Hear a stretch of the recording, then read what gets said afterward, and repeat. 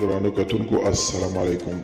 زه محمد سلمان همدرد د حق غږ پښتو چینل خبري لنډیز کې ستاسو کوربه اوس تاسو پام را اړوم د مهمو خبرونو لنډیز ته. د ښار جوړونې وزارت پخوانۍ مالیې او د اداري مرستیاله د اداري فساد په تور په 4 کاله او 8 میاشتې باندې محکومه شوې. سترې محکمې ویلي چې خاطره سادات یې د هغې له 4 جرمي شریکانو سره د اختلاس او اسنادو د جیل په یوه قضیه کې د نقدي جریمې ترڅنګ په 4 کاله او 8 میاشتې باندې محکومه کړې. د پښتون ژغورنې غورځنګ مشر منظور پښتون وایي چې پی ټي ام د افغان سولې لپاره په نړیواله کچه غږ پورته کړی دی او د دوی د مبارزې تر ټولو ستر هدف په لر او بر افغان وطن کې امن او سوله ده. ګلبدین حکمتیار پر حکومت نیوکه وکړه چې د سولې لپاره کارند پلان نه لري.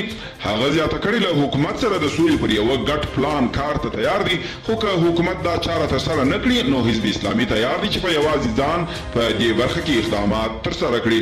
د عمران خان په مشرۍ د تحریک انصاف حکومت پر ضد جوړ شوی د مخالفو ګوندونو غورځنګ پی ډي ام ویلي چې د پاکستان حکومت باید د افغانستان په اړه سپیناوی ورکړي او د امریکا پلازمینه واشنګټن ډي سي کې د اسرائیلو پر ضد لاریون وشو.